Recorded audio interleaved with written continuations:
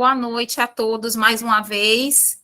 Para a gente começar, eu preciso saber se estão todos me ouvindo bem e se também vocês estão conseguindo visualizar bem a tela, estão conseguindo, se a gente está tendo uma boa conexão, né? Esse é o ponto de partida para a gente começar nossas aulas online. Eu procurei Tá ótimo, Aline, tá ótimo. Tanto voz, a imagem tá ótima. Tá bom, então. Primeiro passo é esse. Vamos lá, vou me apresentar para vocês, tá? Esse é o nosso curso de formação de auxiliar de arquivo. Deixa eu só melhorar aqui a tela, para que eu consiga também visualizar. Vou pedir a vocês a mesma coisa que eu falei com o pessoal mais cedo. Podem interromper, tá? Vou estar falando. Vocês podem interromper, pode levantar a mão, ou então pode abrir o áudio mesmo e dizer, Aline, e fazer a pergunta, tá certo? Fiquem à vontade para poder perguntar, para poder me pedir para repetir, tá bom? Para que vocês não fiquem com dúvidas sobre o conteúdo que a gente vai passar aqui hoje. Bom, meu nome é Aline Carvalho, eu sou arquivista, tá? Sou formada em arquivologia pela UFBA, sou especialista em gestão de documentos e informação, já estou atuando aí nessa área há mais de 15 anos, trabalhando com acervos, tanto de empresas privadas, como de órgãos públicos, como também acervos pessoais, que é um acervo privado, como é o caso do acervo que nós vamos iniciar agora esse trabalho, que é o acervo de Macota Valdina. Tá? Me apresentei também mais cedo, primeiro me apresentei dessa forma, depois voltei para me apresentar direito, então agora eu já vou fazer certinho, tá? Eu faço esse trabalho com as comunidades de terreiro, porque eu sou do axé, então eu sou Guereji, eu sou Iamorô do Ile Axé de Noqueu Moroci, tá? Então eu faço esse trabalho, eu tenho essa intimidade em fazer esse trabalho dentro da nossa religião, porque eu também pertenço a essa religião. Então, para mim fica fácil, né? Transitar, desenvolver um trabalho dentro de um ilê, porque para a gente que é do axé, a gente tem não só a questão do respeito, mas o entendimento melhor sobre, principalmente no trabalho de divulgação de arquivo, o que é que a gente vai colocar, o que é que a gente não pode colocar, como é que a gente vai tratar a informação, tem todas as questões que nós sabemos que a nossa religião traz e que precisa ser mantida e respeitada. Então, fica fácil, quando a gente é do axé, fazer um trabalho desse tipo. A Renata botou muito bem. Porque mais cedo eu não me apresentei direito, depois eu voltei para me apresentar direito. Eu coloquei aqui quem é você, mas eu vou fazer diferente com a turma da noite. Quem quiser abrir o microfone, falar, fique à vontade, mas eu vou mostrar lá no final da aula a plataforma onde a gente vai interagir.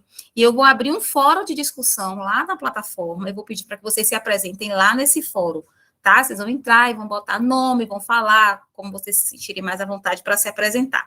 Então, mas ainda assim, está aberto, se alguém quiser falar, já se apresentar aqui agora, certo? Mas eu vou botar justamente vou abrir o fórum lá, que é para poder a gente ter essa interação e aproveitar a plataforma. Então, eu já mandei o link para a Renata, mas eu vou colocar lá no grupo também para vocês. Essa plataforma é o nosso suporte. Então, vocês vão poder entrar na plataforma e encontrar o link da aula, vocês vão encontrar os textos, que eu vou estar falando aqui de arquivo pessoal, de documento, e tudo isso, todo esse embasamento teórico que a gente tem lá com todos os textos, eu vou colocar. Está cortando? Só para a Renata ou está cortando para todo mundo? Para mim está ok. Tá ok. Está cortando para mais alguém? Tá. Então acredito que deve ser, então, a sua, Renata. Dá uma olhadinha. Então, vamos lá. Então, toda essa parte textual, esses slides que a gente vai estar passando aqui, eu vou colocar tudo lá nessa plataforma para vocês. Inclusive, as nossas aulas que estão sendo gravadas. Então, quem perdeu o início da aula, quem perdeu o final, quem precisou levantar um pouco, sair, depois pode voltar lá e assistir a aula que vai estar disponível para vocês. Tá? Então, eu vou abrir lá esse fórum de discussão também para que vocês se apresentem, tá certo? Bom, e o nosso trabalho, gente, é esse, né? Nós trabalhamos com arquivo. Então, muitas vezes, nós temos uma documentação acumulada por uma pessoa, organizada da sua maneira, guardada da sua maneira, e nós precisamos, como é esse o caso, dar um tratamento mais técnico, um tratamento mais arquivístico, para que a gente possa disponibilizar esses documentos para o pesquisador, né, para aquelas pessoas que têm interesse em consultar o arquivo. Então, e também, às vezes também não, às vezes são documentos administrativos, documentos de instituições públicas, enfim, nós, arquivistas, tratamos a informação. Nós tratamos para quê? Para que ela fique disponível, para que ela seja preservada e para que ela seja recuperada com facilidade. Não adianta a gente ter toda a documentação, mas na hora que precisa não sabe onde está.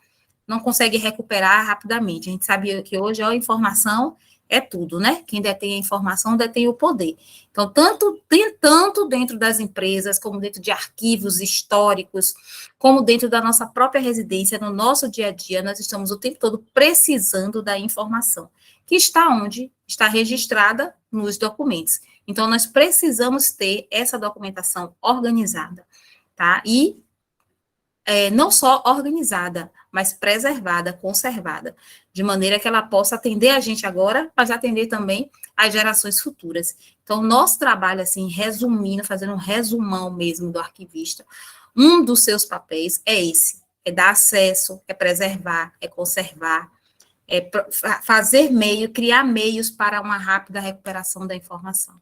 E é isso que a gente vai passar para vocês aqui, formas, meios de como vocês vão tratar o acervo de Macota Waldina.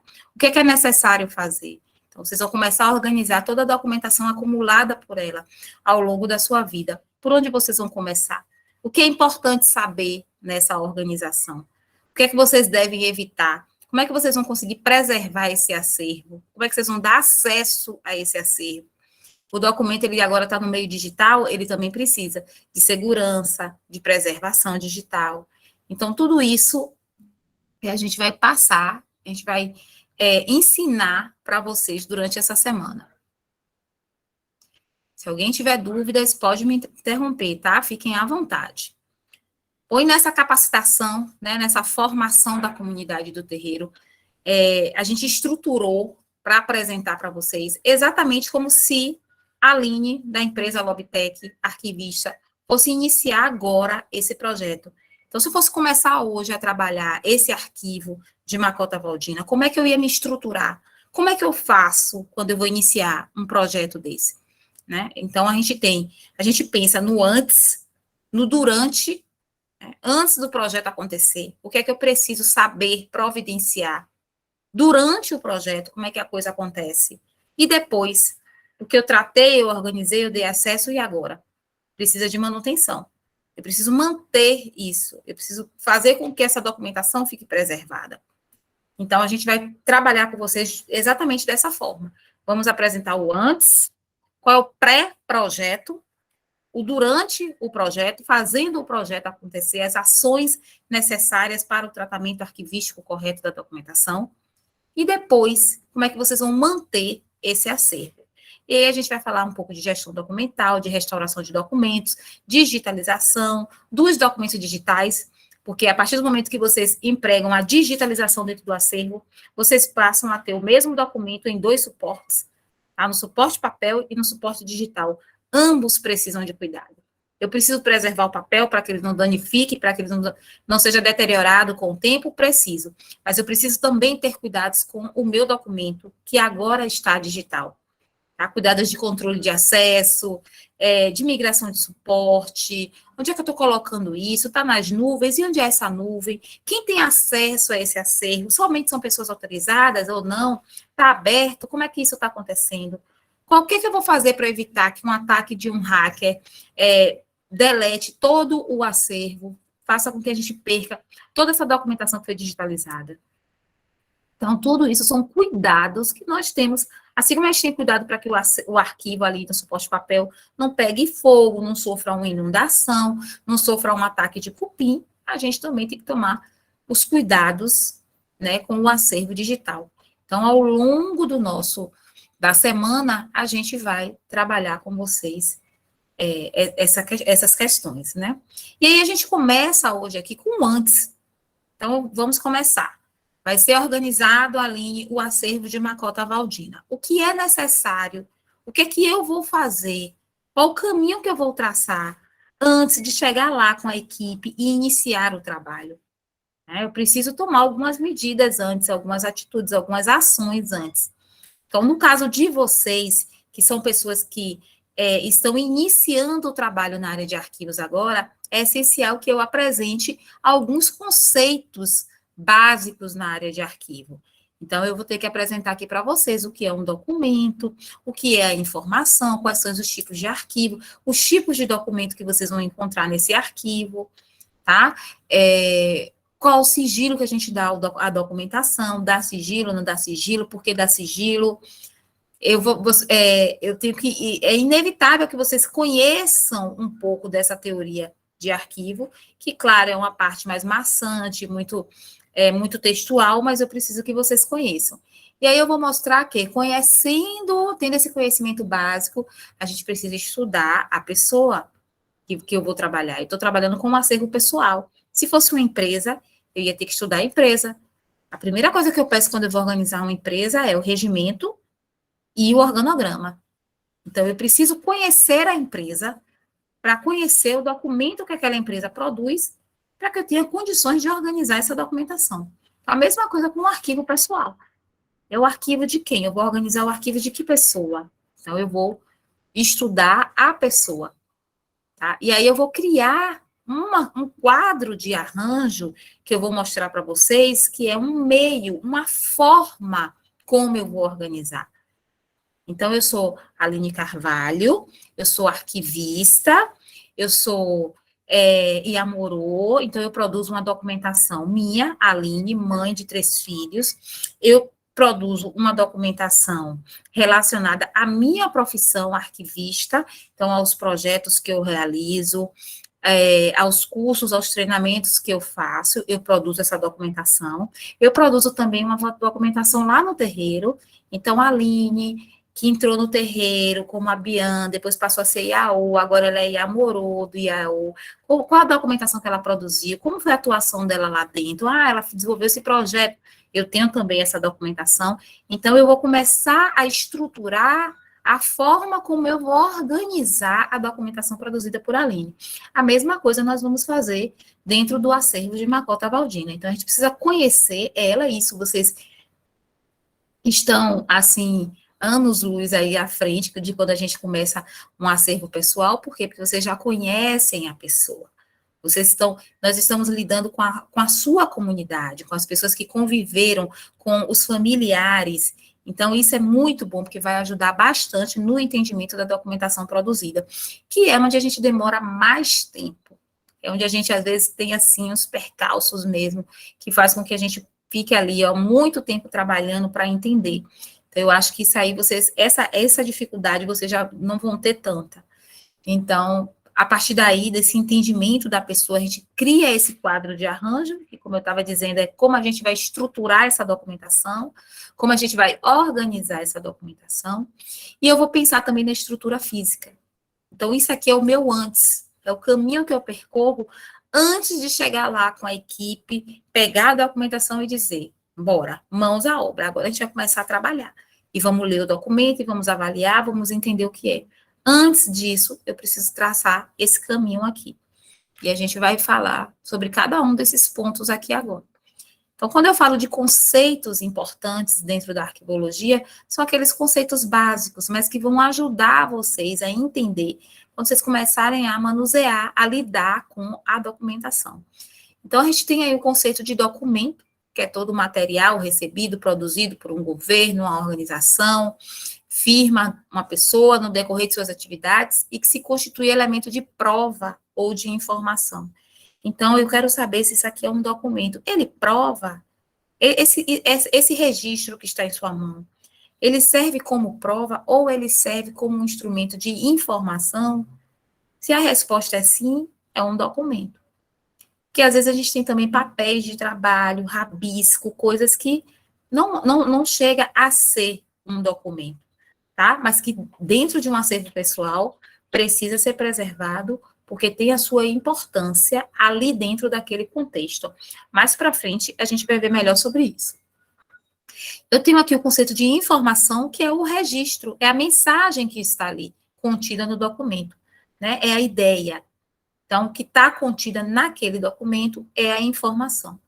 E o arquivo, tá? Que a gente ouve falar muito, arquivo, ninguém quer, poeira, mas o que é esse tal desse arquivo? É esse conjunto dos documentos que são produzidos por uma entidade coletiva, por uma pessoa pública, privada, por uma pessoa dentro de uma família, né, no desempenho de suas atividades, independente da natureza ou do suporte.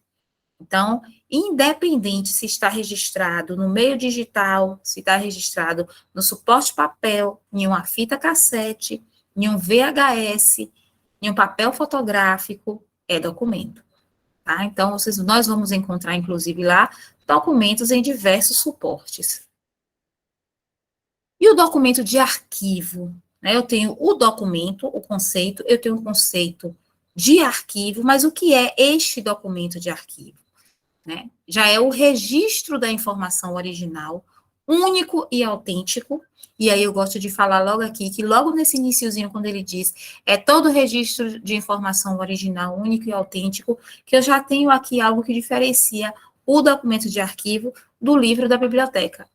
Né? Um livro da biblioteca é feito uma tiragem de 100, 200, 300 livros, todos são iguais, né? Você tem ali dentro de uma livraria, 40, 50 livros na exposição, todos os livros iguais, né? Se for o mesmo livro, ali você vai ter disponível para venda 50, 60 iguais. O documento de arquivo, não. O documento de arquivo é único. Então, a carta que ela fez, do próprio punho, que ia encaminhar, ou que ela guardou porque recebeu, ou um texto que ela redigiu, um desenho que foi feito, ali é único, ela pode fazer outro desenho, não é o mesmo. Tá? Ainda que a intenção tenha sido de desenhar a mesma coisa, mas aquele ali é a primeira versão, o segundo já é uma segunda versão. Né? Se faz um poema, aí ela redigiu um poema, aí depois ela foi redigir o mesmo poema, aquele ali foi a primeira versão, o outro é a segunda versão de um novo poema, mas são documentos únicos, cada um é diferente do livro, que é feita toda aquela tiragem.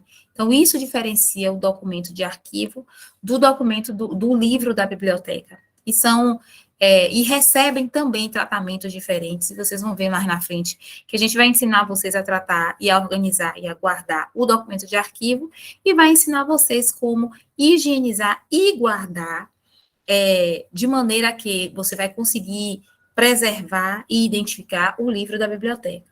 E aí, aqui a gente não está falando de uma catalogação, nada disso, porque aí teria que ser um bibliotecário mesmo, tá? Bom, então é o registro de informação original, único, autêntico, que resulta da acumulação em processo natural por uma entidade produtora, no exercício de suas competências, funções e atividades, independente do seu suporte material, seu papel, o filme, a fita, o disco. Tá? Um documento de arquivo também pode ser aquele produzido ou recebido por pessoa física no decurso de sua existência. Então, dentro do acervo pessoal da Macota Valdina, vocês vão encontrar documentos produzidos e recebidos. E isso é importante, porque eu sei que já surgiu essa dúvida na primeira turma, e eu acredito que pode ter surgido também com vocês, será que só o que ela produziu, que faz parte do acervo pessoal dela? Não, o que ela recebeu também. Aquilo que ela guardou, aquilo que ela achou, né, um texto que ela guardou, por que ela guardou aquele texto? Você pegou um texto, fez um rabisco, escreveu alguma coisa, ou marcou uma estrofe daquele texto. Então, tudo isso são marcas que tornam aquele documento único e especial, porque está com o registro dela. Foi guardado por algum motivo, então faz parte, sim, do acervo pessoal dela. Até aí, tudo bem, gente? Eu sempre vou entender o silêncio como tudo bem, tá? Eu gosto sempre de falar isso. Se tá o silêncio, tá tudo bem, então eu Vou falando. Se vocês precisarem, pode me interromper. Bom, é preciso também que vocês conheçam o gênero, né? Quanto o documento, ele é dividido, ele é classificado também quanto ao seu gênero. E aí nós temos, considerando, claro, o seu aspecto externo, os documentos textuais, né, que são os manuscritos, eles podem ser datilografados, eles podem ser impressos. Nós temos aí os documentos cartográficos, que são mapas, plantas, né, às vezes de uma residência, do terreiro, pode encontrar. Os documentos iconográficos, e aí nós temos gravuras, fotos, que são imagens fixas, tá? Os filmográficos ou cinematográficos, que aí nós temos vídeos com imagem e movimento. Os sonoros, que são as fitas cassetes, os discos, e aí a junção dos filmográficos e dos sonoros, nós chamamos de acervo audiovisual, tá? Os micrográficos, e aí a gente tem microfilmes mesmo, tá? Aquelas jaquetas, aqueles rolos de microfilmes, e os informáticos, que aí a gente pode ter ainda registrado em DVD, CD, pendrive, HD externo, memória mesmo do computador, né, o HD interno. Então, esses são os tipos de documento. Então, temos disco lá, são documentos? São. Mas ela não produziu o disco, mas ela guardou. Tem informação ali, porque se ela comprou, se ela guardou, se está ali, pode ser que você já comece a entender um pouco da vida daquela pessoa, a partir do seu gosto musical. Então, através dos livros que ela guarda, a gente também consegue entender um pouco, né? E tudo isso serve para fazer com que a gente vá conhecendo, né? Através do seu acervo, conhecendo a pessoa. Um trabalho de conclusão de curso em que ela foi uma das pessoas centrais para a pesquisa, também se insere nesse processo documental? Se insere, sim. Se insere. A gente está organizando, até falei com a Aline, que é arquivista, né, que estava presente hoje, que a gente está fazendo esse trabalho com o acervo de doutor Zilton e de doutora Sônia. São 2 médicos, pesquisadores, doutora Sônia está viva, doutor Zilton já faleceu, mas são 2 médicos, figuras importantes dentro da Fiocruz, com a pesquisa da doença de Chagas, tá? Assim, é incrível, a gente nem sabe, né? E aí é incrível como eles tiveram uma atuação importantíssima, 2 médicos baianos, no combate à doença de Chagas. E, assim, é algo que a gente não conhece mesmo, não é divulgado, só as pessoas da área, mas, enfim. Lá nesse acervo pessoal de doutor Zilton e de doutora Sônia, a gente encontra muitos trabalhos de conclusão de curso em que eles foram os orientadores. Então, faz parte do acervo, eles guardaram, eles foram orientadores daqueles estudantes de medicina, então, eles guardaram esses trabalhos de conclusão de curso, faz parte do acervo deles. Mostra, né, e aí eu posso ter diversos entendimentos sobre o fato deles terem guardado essa documentação, esse cuidado, esse carinho com o aluno, né, esse carinho com a pesquisa, com o trabalho que foi desenvolvido ali.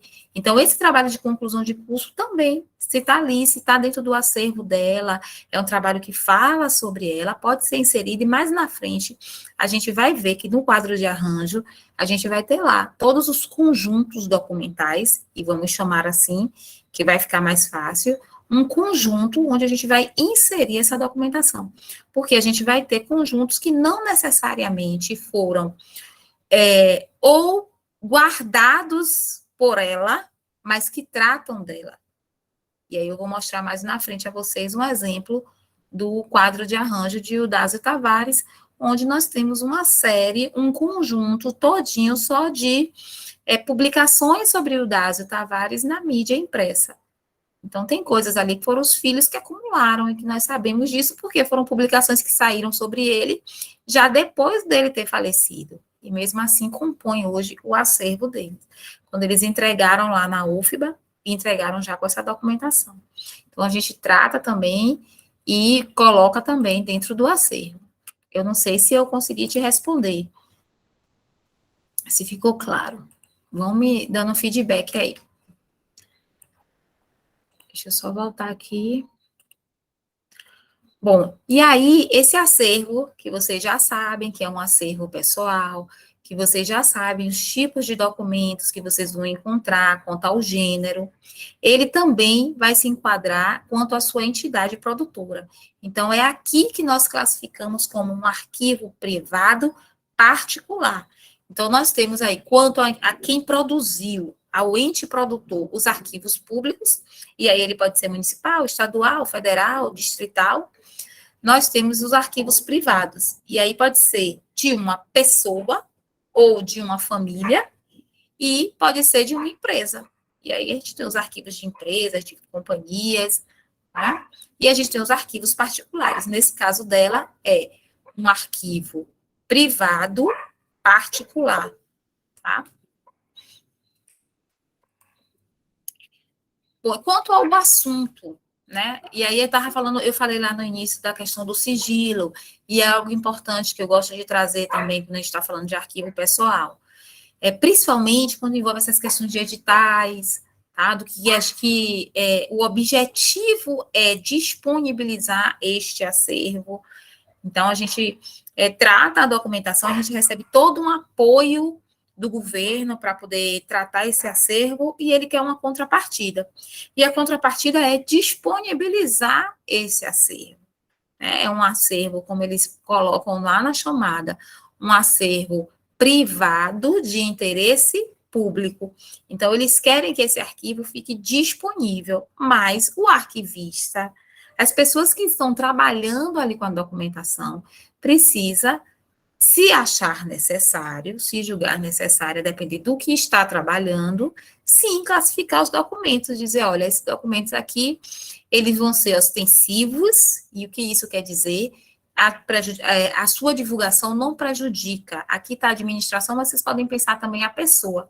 Então, a sua divulgação não prejudica, não vai envolver nada, então a gente pode publicar essa documentação aqui, pode colocar no site, pode dar acesso. Ou esse documento pode ser considerado sigiloso. E aí, se ele for considerado sigiloso, isso quer dizer que o conhecimento dessa documentação, da informação que está ali, fica restrita. Tá? Requer medidas especiais de salvaguarda para a divulgação e custódia. Se eu considero esse documento sigiloso, aí eu posso, os documentos sigilosos, eles são divididos em ultra-secreto, secreto, confidencial ou reservado. Então, o documento de cima para baixo, tá? O reservado. O assunto não deve ser do conhecimento do público em geral. Então, é um documento que o assunto pode ficar ali, entre as pessoas, que está de dentro da comunidade, mas não deve ser de conhecimento do público em geral. O confidencial, embora não requeira alto grau de segurança, só deve ser do conhecimento de pessoas autorizadas. Então, aí, a pessoa responsável pelo acervo, ela vai definir quem é que pode ter ou não acesso a essa documentação. Somente pessoas autorizadas vão ter. O documento considerado secreto, né? Seu assunto exige alto grau de segurança, mas pode ser do conhecimento de pessoas funcionalmente autorizadas para tal, ainda que não estejam intimamente ligadas ao seu estudo e manuseio. E o ultra secreto, o assunto requer excepcional grau de segurança e deve ser apenas do conhecimento de pessoas intimamente ligadas ao assunto. Então, por exemplo, o documento de RH. Então, dentro de uma empresa, nós temos lá o arquivo das pessoas que trabalham naquela empresa. A documentação de RH é uma documentação que já nasce sigilosa. E aí, existem ainda outras duas situações que devem ser levadas em considerações quando a gente está tratando de dados sensíveis, dados de outras pessoas. Não é o caso aqui, mas que é importante também que vocês saibam, que é a Lei de Acesso à Informação e agora a LGPD, que é a Lei Geral de Proteção de Dados. Então, quando a gente está tratando com dados de pessoas, e aí, claro, que precisa ser feita também essa análise quando vocês estiverem trabalhando na documentação, porque muitas vezes tem dados de outras pessoas ali. Nomes, números de documentos, endereços. Então, tem que tomar cuidado com a Lei Geral de Proteção de Dados ao divulgar esses documentos. Então, tem que ter essa avaliação também. Então esse documento aqui, produzido por ela tem nome de pessoas, tem endereços, tem dados de números de documentos. A gente pode colocar esse documento, pode abrir na internet, colocar ele lá para o pesquisador, para que todos tenham acesso? Não, porque envolvem dados sensíveis, informações de outras pessoas. Então, esse também é um cuidado. Amanhã eu vou até reforçar um pouco isso com a turma do período da tarde, dessa necessidade de olhar se o documento tem dados sensíveis, que são os dados de outras pessoas que não podem ser divulgados. Ainda que a gente ache que não tenha problema nenhum, que é só um nome, mas a Lei Geral de Proteção de Dados, ela é muito rigorosa. Então, o ideal é que não divulgue. A documentação vai estar aí, vai estar guardada, pode ser consultada quando precisar, presencialmente, mas colocar na internet é algo que vai além. Né? Quando a gente coloca na internet, a gente colocou para o mundo todo ter acesso.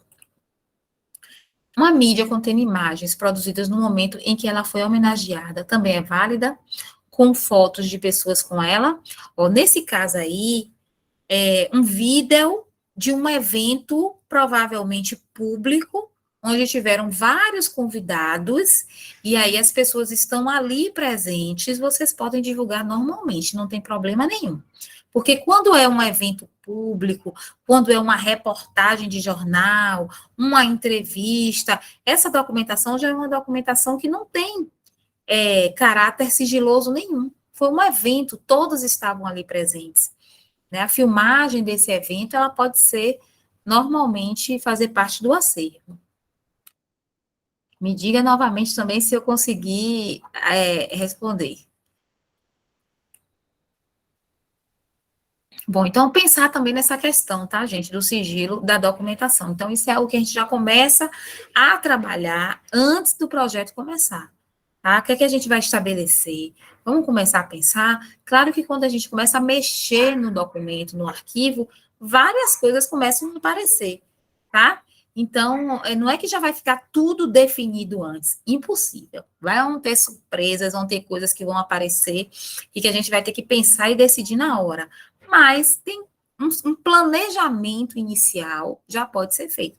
E dentro desse planejamento, já pensar o que a gente já vai separar, que a gente não vai colocar, né, que a gente já vai identificando, a gente já vai manter separado, junto com outros documentos. Então, que a gente não quer que vá para a internet. Então, isso já pode começar a ser definido, tá? Antes do projeto, antes de iniciar. E aí eu trago essa citação aqui sobre sigilo, que diz o seguinte: tudo que é pessoal acaba por assumir um caráter sigiloso, o que vale também para os documentos de arquivo. O sigilo dos arquivos nada tem a ver com o direito do autor ou produtor de obras literárias ou audiovisuais. Olha a pergunta, tá vendo?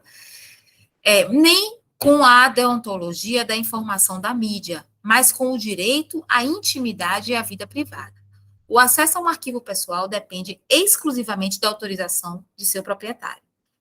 Então, pensar, né, os proprietários desse acervo, aquelas pessoas que detêm a posse desse acervo, pensar mesmo nessa questão do que a gente quer, do que a gente não quer, que é mais fácil, né?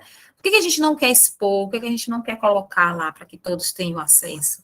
O que a gente entende que vai ficar disponível para a comunidade do terreiro, vai estar aqui disponível no memorial, em casos excepcionais as pessoas podem agendar para fazer pesquisas aqui, mas na internet isso a gente não vai colocar.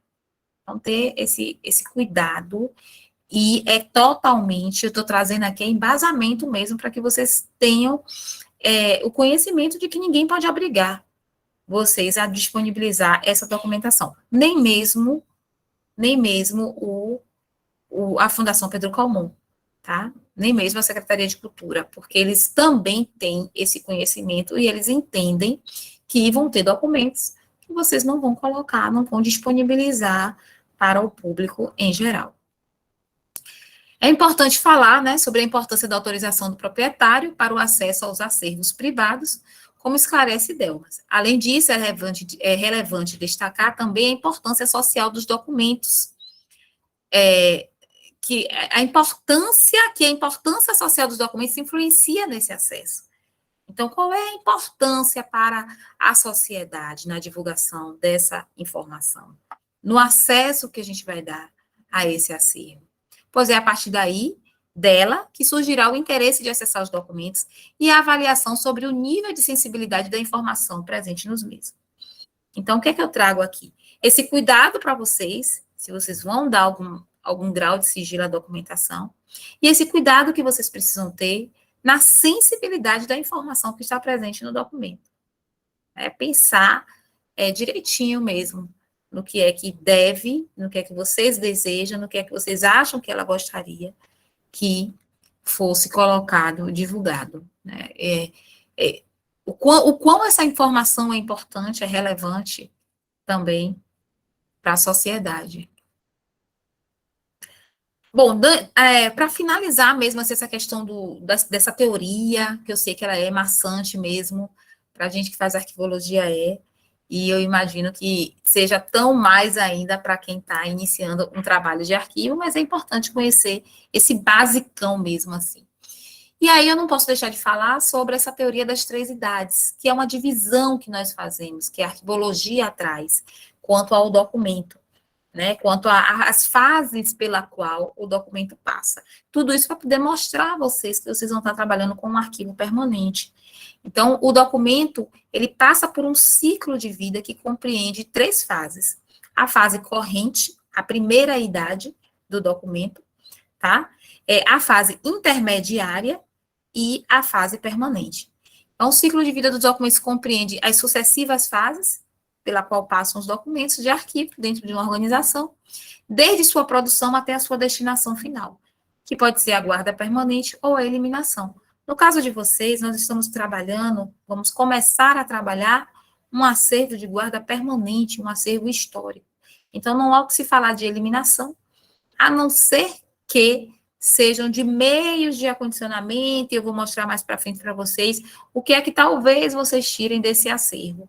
Mas em documento, dentro de um acervo pessoal, um acervo histórico, um acervo de valor secundário, não há o que se falar de triagem para eliminar, não existe. Tá? Aqui a primeira idade do documento, como eu disse a vocês, são os arquivos correntes, e aí eles são constituídos de documentos em curso ou frequentemente consultados, de uso exclusivo da fonte geradora. Seu uso se caracteriza pelo valor primário dos documentos, isto é, atender à finalidade da sua criação. E aí eu dou o exemplo desse slide que eu criei, com a finalidade de apresentar essa aula para vocês.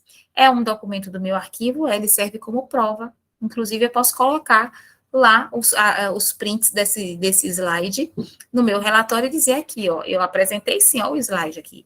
Ele serve para provar que eu dei a aula, é um dos elementos que provam que eu passei o conteúdo que eu me propus a vocês. Então, é o meu documento de arquivo. E, nesse momento, ele está atendendo à finalidade da sua criação. Exibir a aula para vocês. Então, esse documento, nesse momento, ele está na sua primeira idade. Quando eu guardo ele e digo assim, pronto, já dei a aula, agora eu vou deixar ele guardado aqui por algum tempo, porque ele pode, inclusive, servir para me embasar a criar outros slides. Então, nesse momento que eu faço isso, ele passa para a segunda fase, a segunda idade dele, que é para o meu arquivo intermediário. Então, é uma pasta onde eu guardo lá toda a documentação que eu produzi, que já atendeu a finalidade para a qual ela foi criada, mas que vai ficar ali guardada por um tempo. Então, esses documentos nessa fase, né, esse arquivo intermediário é um arquivo constituído de documentos que deixaram de ser frequentemente consultados. Eu não vou mais abrir esse slide 2 vezes como eu abri hoje. Aliás, de uns dias para cá, eu venho abrindo ele todos os dias para olhar, para revisar, para ver se eu coloquei tudo. A partir do momento que encerra a primeira aula com as 2 turmas, eu já não vou mais consultar ele com tanta frequência. Mas ele ainda vai ficar lá guardado, porque ele pode me ajudar, inclusive, a embasar outros treinamentos que eu vou dar, tá? De assuntos parecidos.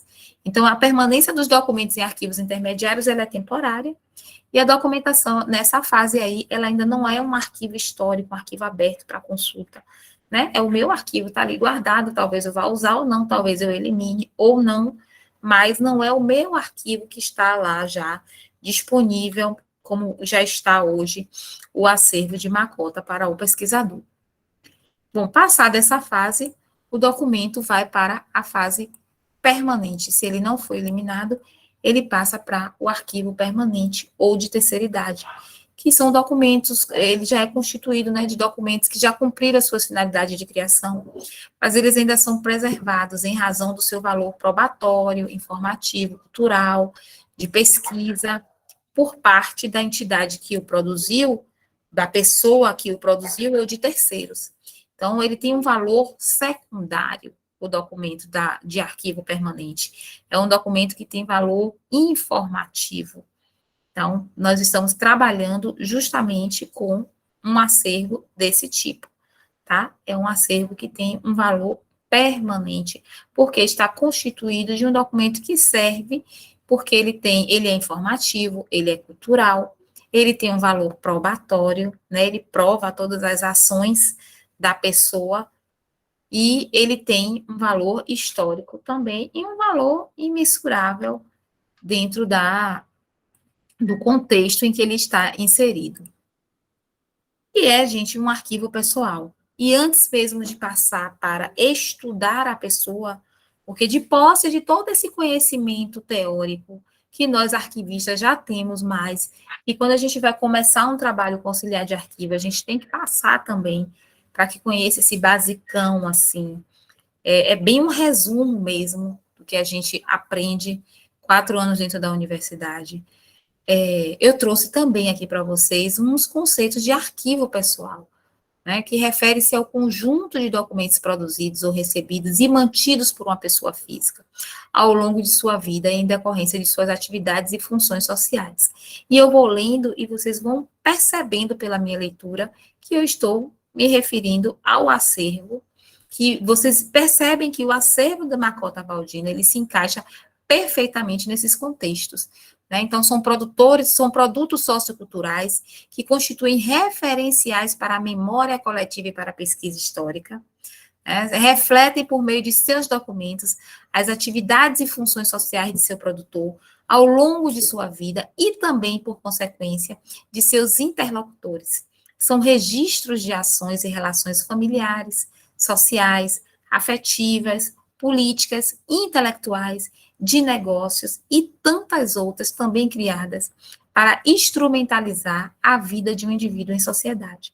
Então, quando a gente lê esse conceito, fica ainda mais claro de que realmente nós estamos trabalhando um arquivo pessoal, porque ele reflete tudo isso. E aí eu já quero que vocês comecem a pensar no que esse arquivo reflete. Reflete relações familiares. Olha só, eu já estou começando a conduzir vocês para um quadro de arranjo mais para frente. Então, eu vou encontrar documentos dessa relação familiar. Eu posso encontrar lá, não posso? Posso. Eu posso encontrar documentos que refletem, que trazem, que mostram as ações sociais, as ações afetivas, as políticas, as intelectuais. Então, eu já começo a pensar no que eu vou encontrar dentro desse acervo pessoal e como eu vou estruturar essa organização desses documentos. Eu posso ter aí já os meus conjuntos documentais, família, relação familiar, relação social, relação afetiva, relação política, intelectual, negócios. Olha, já tenho aí 6 conjuntos documentais. Se nós vamos encontrar documentos para todas essas relações, a gente só vai saber se a gente começar a mexer na documentação, a fazer o trabalho mesmo braçal, de ir lá, pegar, ler o documento, entender do que se trata, mas eu já tenho uma estrutura pré-organizada. Essa estrutura pode ser a final ou não. Ela, ao decorrer do tempo, ela pode ir sofrendo modificações. E eu vou mostrar isso para vocês mais para frente. Bom, então essa, gente, é a parte conceitual. Tá? O que é que eu preciso saber? Então, eu consegui entender aqui que eu vou trabalhar um acervo pessoal, é um acervo de uma entidade, é um acervo privado de uma pessoa, é um acervo considerado histórico, porque tem um valor, é composto por documentos de guarda permanente, porque tem um valor social, informativo, cultural. Eu sei que os discos que eu vou encontrar lá são documentos, as fitas VHS também são documentos. Se encontrar disquete, CD, DVD, documentos em suporte de papel, estejam eles manuscritos, datilografados ou digitados, todos são documentos que pertencem ao acervo de Makota Waldina, tá? E o livro que está lá, Aline, porque você disse que livro não é documento de arquivo. Realmente, o livro não é documento de arquivo, porque o livro, ele não é um documento único. Mas, dentro deste contexto, este livro pertence ao arquivo dela. É um livro que ela guardou. Por que ela guardou? Às vezes esse livro tem um registro, tem uma dedicatória, tem lá marcado algumas frases que refletem a sua personalidade, ou seu gosto pela literatura, tá? Ou a concordância de um determinado assunto. Então, tudo isso é importante e fica registrado ali naquele livro. Então, faz com que esse livro seja um documento único, ainda que livro seja um documento de biblioteca, seja um material de biblioteca, não seja documento de arquivo, porque ele não é um documento único. Nesse contexto do acervo pessoal dela, esse daí é único. Porque esse tem está manuscrito por ela, esse está marcado por ela, esse ela guardou e faz parte do seu acervo por algum motivo. Tá? Então, a gente tem que ter esse olhar também em relação a essa parte bibliográfica, né? Inclusive, ela pode e deve ser inserida no quadro de arranjo, e eu também vou mostrar mais para frente a vocês. Bom, eu já tenho todo esse conhecimento, essa teoria, já sei mais ou menos tudo que se trata, então agora o que é que eu preciso? Qual é o segundo passo que vocês precisam dar? E esse é muito mais fácil para vocês. Eu preciso conhecer a produtora, a pessoa, quem produziu essa documentação. Se eu não conheço a pessoa, eu não vou conseguir organizar os documentos dela. Que é exatamente como com a empresa. Alguém quer fazer alguma pergunta? Falar alguma coisa? Vamos lá. Então, é exatamente como a empresa. Eu começo hoje a organizar uma empresa, a primeira coisa que eu faço é pedir o regimento e o organograma. Eu preciso conhecer essa empresa. Quantos setores? Tem o financeiro, tem o RH, tem patrimônio, tem compras. Se for uma escola, tem a parte pedagógica. Eu preciso saber o que eu vou encontrar, tá? Eu posso até ter surpresas, e vamos ter. Mas eu preciso ter uma noção, mais ou menos, do que a gente vai encontrar quando a gente começa a organizar essa documentação. Então, eu preciso conhecer a pessoa. Eu preciso conhecer quem produziu. E aí, eu até brinquei de tarde que eu não faço isso. Eu só fiz mesmo aqui para ilustrar, porque se eu sou contratada, eu vou direto na fonte, lá, quem me contratou, para poder ter informações sobre essa pessoa. Vocês não vão precisar nada disso. Vocês estão inseridos dentro do contexto familiar, dentro do contexto familiar do axé. Então, mas se a gente está iniciando um trabalho, a gente precisa conhecer quem produziu a documentação. E aí eu trouxe essa brincadeira aqui do Wikipédia, mas para poder ilustrar mais ou menos como é que a gente faz. Então, quem foi Makota Waldina? Então, eu vou lá e aqui no Wikipédia eu já consigo perceber que ela foi educadora, que ela foi uma sacerdotisa religiosa, que ela foi uma ativista brasileira. Então, olha só, então tá lá na documentação dela. Com certeza eu vou encontrar documentos dela como educadora, dela como pessoa religiosa, tá? Dela como ativista brasileira. Então, eu já tenho aqui 3 conjuntos documentais. Vão ter outros? Com certeza. Mas nessa primeira pesquisa que eu fiz, eu já encontrei 3 conjuntos que eu sei que eu vou formar. E eu preciso, Aline, formar esses conjuntos documentais? Preciso, porque eu preciso organizar essa documentação. Organizar para guardar e recuperar com facilidade, organizar para digitalizar e disponibilizar ao público. Eu não posso simplesmente digitalizar tudo e botar lá em um site. As pessoas vão procurar como? O que elas querem encontrar.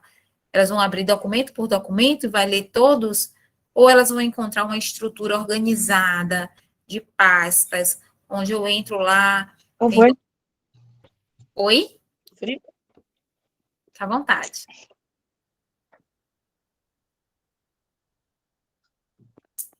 Alguém quer perguntar? Quer que eu...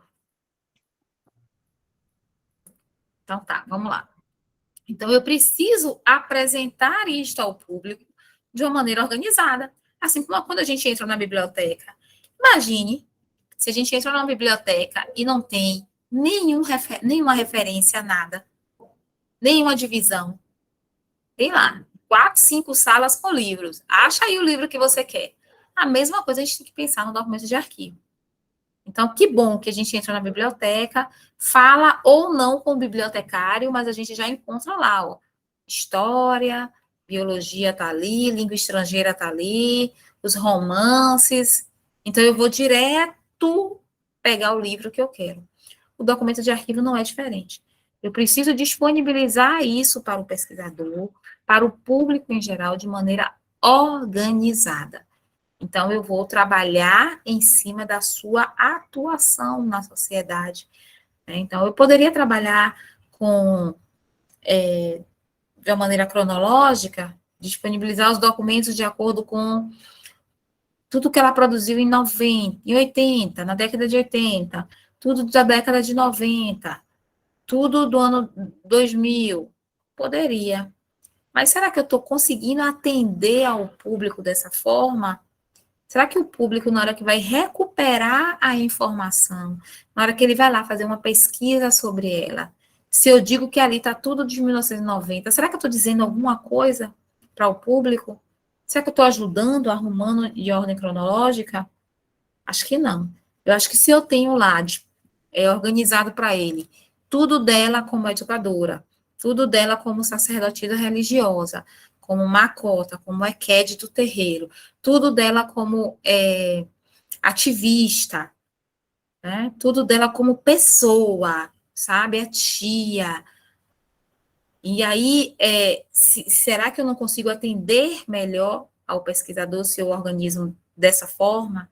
Então, a gente precisa também ter esse olhar. E aí, o exemplo que eu dei à tarde é diferente de um documento financeiro, por exemplo. Eu estou organizando a documentação. Deixa eu ver aqui. Essa fala se refere à catalogação, quando se fala na organização por período. A gente chama de organização mesmo, sabe? De métodos de organização dentro de um arquivo. Porque a catalogação, ela se refere mais ao livro, na biblioteca. Seria mesmo os métodos de organização. Só que antecede a um trabalho de organização dentro de um acervo pessoal, essa estrutura, conhecer para estruturar, para saber como eu vou organizar. É como o exemplo que eu ia dar agora. A Coelba está me cobrando uma conta, tá? Está dizendo que eu não paguei, vamos supor, a conta de luz de março de 2022. Bom, eu tenho minha documentação dentro de casa toda organizada. Para localizar rapidamente e provar a Coelba que eu paguei, qual é a melhor forma de eu ter essa documentação, esses meus pagamentos organizados? Seria por uma ordem cronológica. Né? O método que eu vou utilizar para organizar, aí o ideal seria o cronológico. Porque eu vou ter lá tudo que eu paguei no ano de 2020, tudo que eu paguei no ano de 2021, tudo que eu paguei no ano de 2022. Dentro do ano de 2022, que é o alvo da minha pesquisa, porque ele está dizendo que eu não paguei a conta de março, aí eu tenho tudo que eu paguei em janeiro, tudo que eu paguei em fevereiro, tudo que eu paguei em março. Opa, se ele está me cobrando março, então eu vou pegar aqui tudo que eu paguei em março. Vou olhar, vou achar e vou dizer, ó, aqui, ó, qual é o eu paguei. Então, qual é o método que eu utilizei para organizar essa documentação? O método cronológico. Tá? Eu posso ter outros métodos, eu posso ter 2, 3, 4 métodos dentro de um mesmo acervo. Mas o principal aqui foi o quê? O primeiro foi ano. Então, foi um método cronológico. Então, a mesma coisa esse meu antes, ele já requer que eu entenda quem foi a pessoa, para que eu comece a estruturar o que nós chamamos de quadro de arranjo, para organizar o arquivo dessa pessoa. Tá? Qual é o método que eu vou utilizar? Né? Como é que eu vou trabalhar este arquivo? Então, se eu conheço, sei a sua atuação, eu sei que ela foi educadora, que ela foi uma pessoa religiosa, que ela foi uma ativista. Esses já são meios pelos quais eu posso trabalhar essa documentação e eu vou conseguir atender as demandas de pesquisa. Então, é importante a gente ter esse conhecimento prévio, né? E aí a gente vai aprofundando à medida com que o trabalho vai iniciando, a gente vai aprofundando. E aí eu costumo dizer que quando chega lá no final, a gente está pronto para começar. Eu ouvi isso uma vez e é a pura verdade. Porque aí, quando acaba tudo, eu disse, não, agora eu realmente sei tudo que ela produziu, agora eu conheço toda a sua produção documental, eu estou pronta para fazer agora aqui o quadro de arranjo. Mas a gente precisa já ter iniciado ele de alguma forma, quando a gente começa o trabalho, para saber mesmo como é que eu vou separar essa documentação aqui. Tá? E aí aqui eu coloquei, né, esse estudo da pessoa, ele nos traz a educadora, nos traz a sacerdotisa religiosa, a ativista, e ali ele não traz, mas nós sabemos que tem a documentação pessoal, tem a pessoa, aquilo ali é uma carta que recebeu de um sobrinho, os seus documentos pessoais, então tem aquilo da pessoa também, e tantos outros, tá, gente? Isso aqui é um rabisco, é um esquema inicial, tá? Pode ser que a gente não encontre nada, não acredito, mas pode acontecer. A gente criar uma estrutura inicial, colocar ativista brasileiro e não ter documentação nenhuma. Nada. Então, por enquanto, a gente pode até deixar, porque esse acervo ele vai crescer, outras pessoas podem ter peças para compor esse acervo, tá? E aí eu estou me referindo a peças documentais, porque a gente está tratando aqui do documento. Então, a gente pode ser que fique vazio agora e depois venha ou não. Pode acontecer de não ter nada, nenhum registro dela como ativista.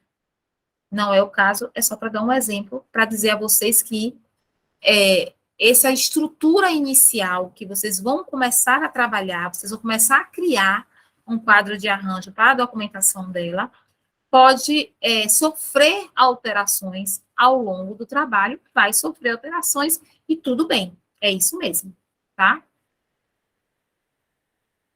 Foi esse estudo, esse conhecimento, é para chegar nisso aqui que eu estou falando para vocês, ao longo da noite, a esse quadro de arranjo, que é importantíssimo para começar o trabalho. E que bom que vocês têm um arquivista na equipe que vai ajudar e que conhece as técnicas para a elaboração desse quadro. Eu vou mostrar também aqui alguns exemplos para vocês, e eu acredito sim que vai ser feito com muita tranquilidade, porque eu volto a dizer, vocês têm uma grande vantagem, que é conhecer a pessoa. Então, vocês conheceram a Cota Valdina, vocês fazem parte da sua comunidade, da sua relação familiar. Então, isso ajuda bastante a entender a produção documental dela. Com esse quadro de arranjo, gente, é o quê? E aí eu trouxe aqui a definição de acordo com o dicionário, que fala que é um esquema estabelecido para o arranjo dos documentos. E esse arranjo vocês podem entender como a organização dos documentos de um arquivo, a partir do estudo das estruturas, funções ou atividades de quem produziu, da entidade produtora, e da análise do acervo. Então, eu vou estudar quem produziu, mas eu também vou elaborar o meu quadro de acordo com a análise que está sendo feita sobre o acervo, que é o que eu digo a vocês, que ele não começa nada engessado. Ao decorrer do tempo, tem que ter essa flexibilidade para ir mexendo nesse quadro de arranjo. Desse modo, é o instrumento que possibilita a classificação arquivística de documentos de valor secundário presentes no acervo. Esse documento aí de guarda permanente. Esse documento que tem um valor secundário, nós sabemos que é um valor informativo, probatório, cultural. E Belotto diz que essa operação do arranjo, ele se resume a ordenar os documentos, os conjuntos documentais, obedecendo a critérios que respeitam o caráter orgânico dos conjuntos, interna e externamente. Então, eu vou respeitar o caráter do documento, né, o caráter orgânico do documento. Eu vou respeitar o que o documento está me apresentando aqui. E aí, em cima das provas, do conteúdo do do que está registrado, eu vou trabalhar esse quadro de arranjo e vou trabalhar e vou organizar essa documentação. E aí, vocês vão ver melhor e vão entender melhor e fiquem à vontade, gente, para me interromper e perguntar a partir de exemplos. Aí eu trouxe aqui alguns exemplos de quadro de arranjo, porque é importante que vocês entendam essa parte, para que vocês estruturem esse quadro antes de iniciar lá o trabalho de vocês. Eudásio Tavares, e aí a data de nascimento e falecimento, ele foi também a fonte, Wikipédia, poeta, romancista, novelista, dramaturgo, ensaísta, compositor brasileiro, foi ogã, foi tradutor, foi professor. Então, quando eu começo a minha pesquisa inicial sobre Eudásio, eu já começo a ter pistas dos tipos de documento, de que documentação eu vou encontrar no arquivo de Eudásio Tavares, no seu acervo pessoal. E aí, claro, não é só isso aqui, tá? Isso eu trouxe mais para ilustrar para vocês, mas de posse de todo o conhecimento, de toda a pesquisa que a gente fez sobre o Eudásio e da análise do seu acervo, a gente criou o quê? Esse quadro de arranjo. Eu vou aumentar aqui para vocês. Tá melhor. Pronto. Esse é o quadro de arranjo do acervo de Eudásio Tavares. É só para vocês verem, visualizarem, que quando a gente fala tudo isso, fica parecendo ser muita coisa, fica parecendo ser algo, não é. Dá para fazer. Vocês têm o conhecimento que vai permitir que vocês criem esses conjuntos documentais para organizar a documentação do acervo de Makota Waldini. Então, aqui, ó, nós encontramos prosas, poesias. Então, nós criamos o conjunto documental, que nós chamamos de classes e subclasses, mas aqui nós vamos chamar conjuntos documentais da atividade literária. Então, nós encontramos muita coisa de produção acadêmica, tradução, lembra lá? Ele foi tradutor, professor, discursos, ensaios, algumas outras produções acadêmicas. Então, tudo isso nós reunimos e chamamos esse conjunto de atividade teórico, crítica e acadêmica. Então, encontramos jornais e revistas, tá? Onde ele foi figura ativa nessa produção, e aí nós chamamos esse conjunto desses documentos de atividade jornalística, tá? Não é uma publicação sobre ele, e é bom falar isso para não confundir com o 9, mas é um conto dele no jornal, né? Ele ainda em vida, publicando no jornal, sendo convidado a ter o seu conto no jornal, em uma revista, ou alguma coisa do tipo. E aí nós chamamos esse conjunto de documentos de atividade jornalística. Criação musical, criação teatral, criação para cinema, os desenhos, reunimos essa documentação e colocamos no conjunto de atuação na música, no teatro e em outras artes. Docente, ele como docente, então nós reunimos um dossiê de documentos da Universidade Federal da Bahia, e um do Instituto da Califórnia, ele como docente. Produção de terceiros, tá? Então, ou produções de outras pessoas. Então, nós reunimos todos nesse conjunto documental, ele não tem subdivisões, e pode não ter, tá? Pode ter e pode não ter subdivisões dentro do conjunto. Correspondência, gente, a maior parte do acervo de correspondências, e aí nós dividimos correspondência familiar, social e de terceiros, que estava ali porque a gente não sabe, mas estava compondo o arquivo dele, ele guardava essas correspondências. Documentação pessoal, tá? O conjunto dos documentos pessoais dele, publicações na mídia impressa sobre Eudásio Tavares. E aí, tudo que saiu na mídia sobre ele, nós colocamos dentro desse conjunto documental, dividido em o que saiu em jornal e o que saiu em revistas. Documentação complementar, e o 11 que eu não aconselho a ter, porque tudo que a gente não entende, tudo que a gente não conseguiu ler, não teve tempo, a gente tem uma tendência a colocar em diversos. Então, eu não aconselho que tenha esse tipo de conjunto dentro do acervo, tá? Documentação complementar, tudo que a gente não conseguiu mesmo encaixar em nenhum dos outros conjuntos documentais e que também não fazia sentido criar um conjunto para aquilo ali, não tinha nenhuma natureza que permitisse, né, essa criação, então ficou dentro de documentação complementar, inclusive a documentação produzida já na organização desse arquivo. Até aí tudo bem, gente? Deu para entender mais ou menos o que é um quadro de arranjo. Eu vou mostrar outros exemplos para vocês, mas me digam se está tudo bem, se vocês estão entendendo, o que são esses grandes conjuntos, né? Com esses pequenos conjuntos, subconjuntos dentro deles. Eu acho que esse quadro está direcionando mais a gente, né? Que a gente sabe que é uma imensidão de documentos. Aí todo mundo fica pensando como fazer, como vai separar, né? Como vai categorizar. Eu acho que esse quadro vai facilitar bastante.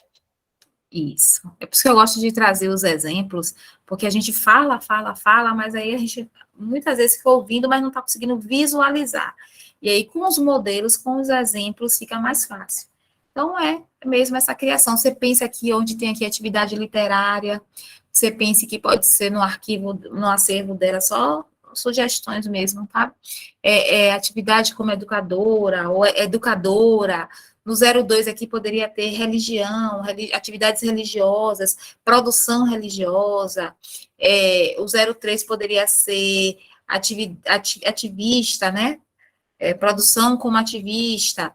Enfim, você começa aí substituindo e pensando, como educadora, teria alguma subdivisão? E aí a gente precisa conhecer o acervo, precisa conhecer ela como educadora, como foi sua atuação como educadora, para a gente ver se a gente vai subdividir isso ou não. E aí também precisa ter essa análise do arquivo, porque também não adianta eu criar várias subdivisões que eu não vou ter documentos para encaixar ali. Tá? Então, é mesmo um trabalho, assim, do entendimento e do conhecimento da pessoa, casado com o que vocês estão vendo ali naquele momento no arquivo. Então, é essa junção, essa união dos dois, exatamente como a gente viu ali na citação de Beloto. Eu tenho outro exemplo aqui para vocês. Deixa eu diminuir aqui. Aline, Oi. Sou eu. Antes de você passar, você pode voltar Posso. no quadro? A gente estava falando lá, nesse quadro 9, no caso, nas publicações de mídias e imprensa, que a gente podia colocar, encaixar nessa subdivisão, entrevistas audiovisuais, que poderia se encaixar ou em site de internet, tipo YouTube, ou na própria televisão mesmo, na própria TV. E aí ele se encaixaria como audiovisual, não é isso? Isso, você pode ter um conjunto só, que aí você tem que pensar em como você vai trabalhar. Se você vai trabalhar com o conjunto audiovisual, aí você pense que o seu 09 poderia ser audiovisuais.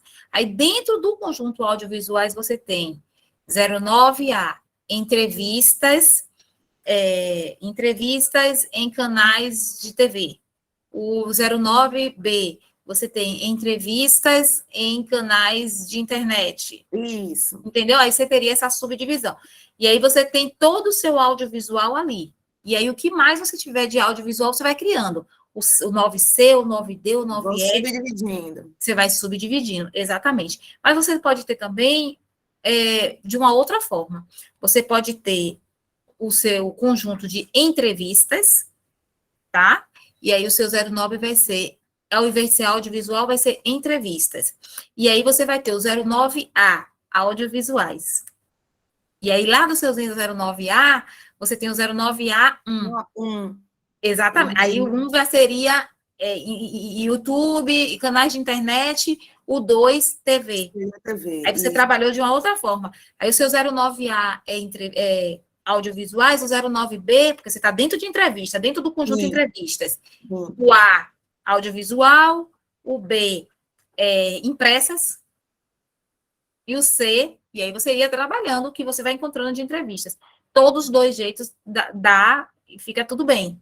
É mesmo só uma questão mesmo de definir como é que você Isso. vai trabalhar. Você pode ter o conjunto maior chamado entrevistas, e ali vai estar reunido tanto as entrevistas audiovisuais como as entrevistas que você vai ter impressas, né, que tinha na revista fazendo várias perguntas e saiu tudo ali impresso, como você pode ter da forma como nós falamos primeiro. Aí é só mesmo uma questão de definição. Isso. Mas Obrigada. dá certo. Nada. Bom, e aí aqui um segundo exemplo que eu trouxe também, que é um quadro de arranjo bem facinho, assim, de entender, e é bom que seja assim mesmo, porque ele tem que ser de fácil entendimento, ele tem que ser flexível, tá? É esse de Herbert de Almeida Dutra, que foi um professor de educação física, tá? De grande atuação e de reconhecimento lá na cidade de Belo Horizonte. Então, o fundo Herbert de Almeida Dutra, ele foi dividido, deixa eu aumentar aqui para vocês, em documentos pessoais, documentos da docência, atividades dele na Secretaria de Educação, no MEC, tá? Colecionamento e a parte da biblioteca, que ele tinha, assim como o Macota também tinha, os livros dele que vocês podem e devem também no quadro de arranjo de vocês ter lá a documentação bibliográfica, porque vai estar lá os livros, as revistas, os periódicos, algum fascículo, alguma coleção que ela tiver, vocês vão organizar aqui, tá? Então, aqui dentro dos documentos pessoais, ó, diplomas, atestados, tratamento de saúde, convite de formatura, procuração, nomeação, discursos, dentro da atividade dele como docência, na docência dele, ó, dentro do documentos da sala de aula, trabalho de alunos, campanhas informativas, correspondências, projetos educativos, enfim. É muito mais fácil você ir trabalhando, separando essa documentação e depois criar, inclusive, o nome dos grandes conjuntos, tá? A atuação dele dentro da Secretaria de Educação e dentro do MEC, na comissão da pós-graduação, pareceres que ele produziu, comissão de pesquisa, colecionamento, recortes avulsos, recortes de jornais e revistas organizados pelo titular. Então, tudo que ele organizava, que ele colecionava de recortes, também faz parte do acervo dele, e a biblioteca. Então, observem e me digam se aparentemente é algo que dá um nó na cabeça da gente, né? Nossa, como é que a gente vai fazer? Tem tanta coisa, tem tanto papel. Mas quando você começa a ver essa estrutura já montada, você vai começar a visualizar que vai ficando mais fácil. Não é tão difícil assim. Porque eu vou pegar o documento, agora requer análise, requer atenção e requer leitura. E por conta disso, trabalhar acervo pessoal é mais demorado, muito mais demorado, quem trabalha com arquivo sabe, do que trabalhar com arquivos de empresa, porque a gente pega um pacote desse tamanho, tudo de nota fiscal, tudo ali é nota fiscal, a gente já sabe que tudo é nota fiscal. Então, a gente vai organizar ali rapidamente, ó, de forma cronológica. Então, tudo aqui é pasta de funcionário. Então, eu vou organizar pelo número da matrícula do funcionário ou pelo nome do funcionário. Vai depender de como eu vou recuperar. Porque uma coisa que eu falei lá na frente, é importante que vocês deem acesso da forma como as pessoas vão procurar. Então, se eu penso que as pessoas vão pesquisar o acervo dela, querendo saber ela como uma cota, como é CAD de um terreiro, as pessoas querem saber, querem fazer uma pesquisa em cima disso. Então, esse precisa ser um conjunto documental dentro dessa estrutura de organização que eu estou criando. Se eu sei que o pesquisador vai buscar ali ela como um ativista, então eu tenho que ter esse conjunto documental. Ela como educadora, nossa, a atuação dela como educadora foi brilhante. Eu quero pesquisar tudo sobre a educadora, porque eu estou fazendo, inclusive, um trabalho da faculdade, eu vou apresentar uma tese, uma dissertação. Então, eu preciso criar esses conjuntos da maneira como eu vou atender o meu pesquisador. E da maneira como também o arquivo está se mostrando para mim. E quando vocês começam a analisar, a ler, e aí era exatamente isso que eu estava falando com vocês, requer leitura, requer análise e requer entendimento daquele documento. Quando eu começo a ler e a entender, rapidamente eu vou encaixando. E aí eu percebi que eu criei aqui 5 grandes conjuntos, esse documento não se encaixa em lugar nenhum, eu vou deixando ele ali, e aí eu vou vendo se vão ter outros documentos que tratam mais ou menos do mesmo assunto, que está dentro daquele mesmo contexto, e isso aqui pode virar um outro conjunto documental, ou pode ser uma documentação complementar. Tudo isso que vai dizer é a informação, o registro que está ali contido. Um outro exemplo aqui para vocês, quadro de arranjo que eu vou apresentar para vocês, de Pedro Moacir Maia, que foi professor da Federal, diretor do Museu de Arte Sacra, editor da edição de Namini, e ocupou a cadeira de número 7 da Academia de Letras da Bahia. Vou crescer aqui também para vocês. Esse não dá para crescer muito. Mas eu tenho aqui, dentro do Mosteiro de São Bento, esse quadro de arranjo documental que foi proposto, onde tem os documentos pessoais, tá? Documentos oficiais, documentos não oficiais, mais documentos pessoais dele.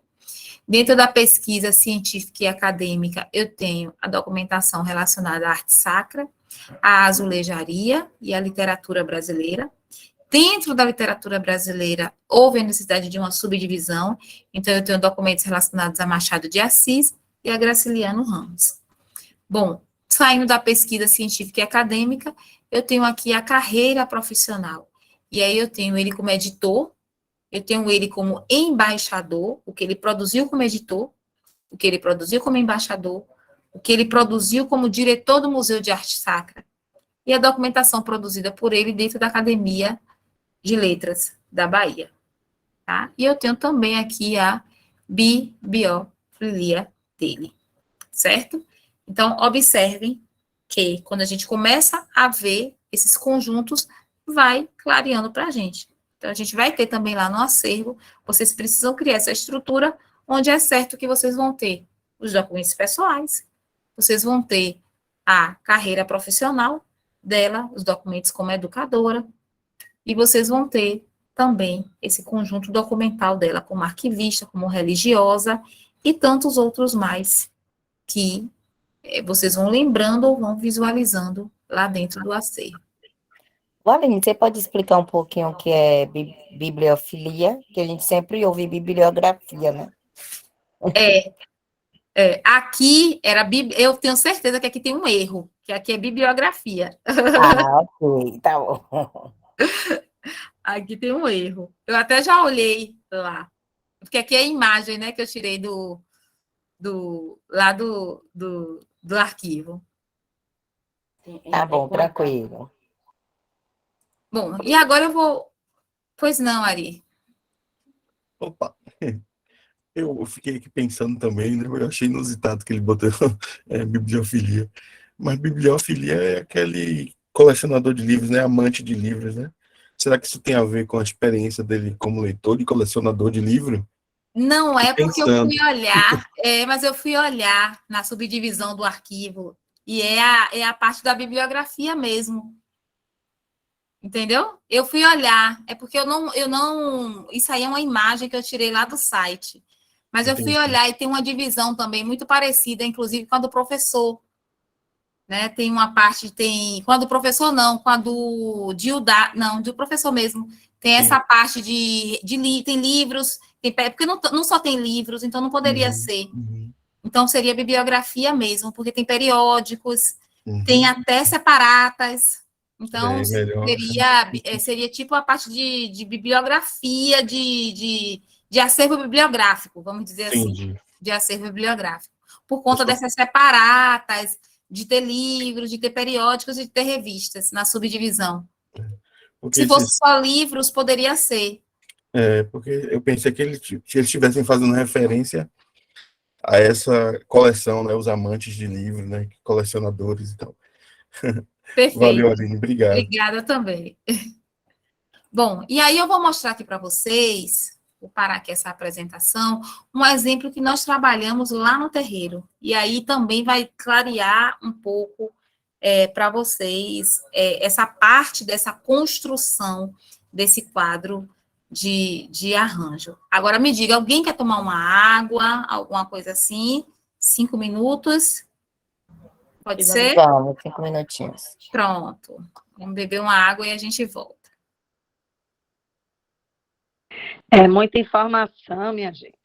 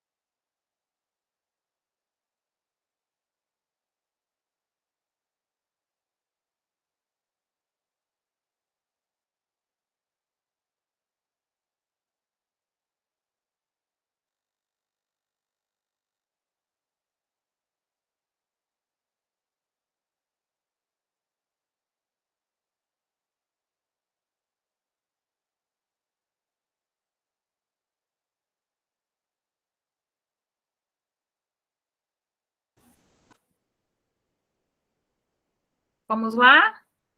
Já retornaram? 5 minutinhos, a gente não pode alongar muito, senão a gente não consegue finalizar no horário previsto, ainda com um tempinho para vocês fazerem perguntas. Eu ia mostrar para vocês o exemplo, não vou mostrar para vocês o exemplo do Iaiô. Iaiô é o Ilê Axé e Jinoqueu Morossi. É o terreiro do qual eu sou filha e onde a gente fez esse trabalho. Né? Nós já realizamos 2 projetos. Finalizamos agora esse setorial de arquivos 2019 com o acervo fotográfico e durante a pandemia, com aquele auxílio emergencial, a gente fez a inscrição de um projeto para organizar o arquivo de documentos textuais. Tá? Então, nós já tínhamos sido aprovados, contemplados com esse setorial de arquivos, então a gente não podia mexer no acervo fotográfico, estávamos aguardando a convocação para assinar o TAC e iniciar o projeto, mas nós tínhamos toda a parte documental, textual, tem site sim. Não precisa me chamar de senhora, gente. Vai chamar de você, viu? Tem site. Eu vou até mostrar aqui para vocês. Nós temos um site das memórias, que foi justamente para atender a esse edital, tá? Que lá da Lei Aldir Blanc. Então, nós organizamos o acervo textual, os documentos.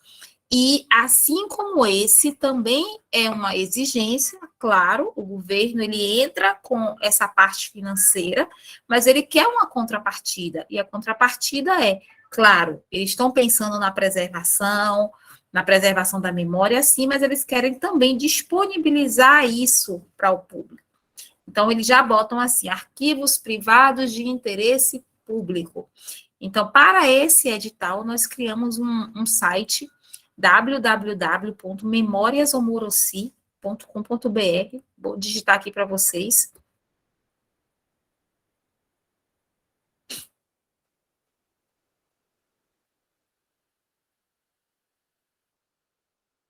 Eu vou abrir aqui também. Então, nós criamos esse site para atender a esse edital da Lei Aldir Blanc. Agora, para atender ao setorial de arquivos, que assim como esse projeto de vocês, é necessário dar acesso ao público a esse acervo fotográfico que nós acabamos de tratar, acondicionar, armazenar, de maneira que ele dure permanentemente, a intenção é essa, tá? A gente tem um outro site, mas que ainda não está totalmente pronto, tá? Está passando ainda por alguns ajustes, que é o www.iaio.com.br. Esse ainda está em construção, já está aberto, mas ainda está em construção, e o Memórias Omorossi, que no final vai ficar um incorporado ao outro, vai ficar um só, que é o iaio.com.br.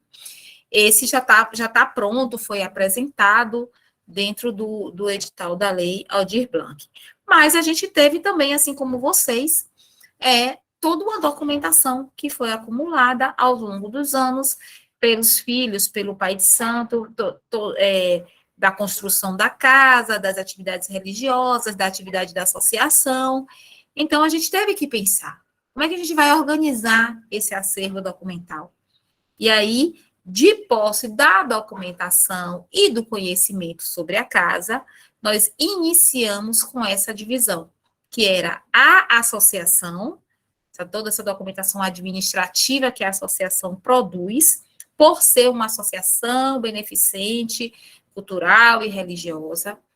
Temos a documentação do religioso e temos a documentação do cultural, das atividades culturais, socioculturais que são desenvolvidas na casa, tá? Então, esse foi o nosso esquema inicial, foi como nós pensamos em como trabalhar esse acervo. E aí é o que eu estou passando, que vocês precisam ter nesse antes, né? Então, logo no início, eu rabisquei logo esse quadro de arranjo para trabalhar essa documentação da casa. E aí, dentro da associação, o que foi que eu encontrei? Eu encontrei documentos de caráter puramente administrativo, tá?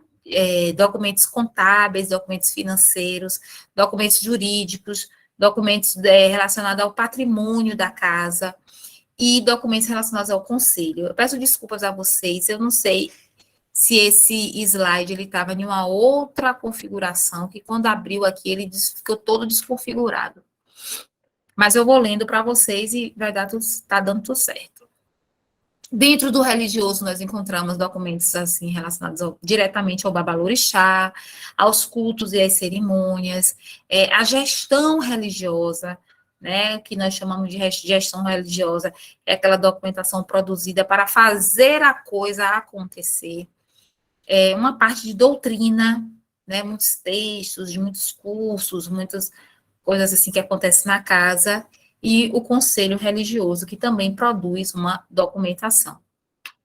Então, a gente foi vendo e criando, né? Vendo e criando esses grandes conjuntos.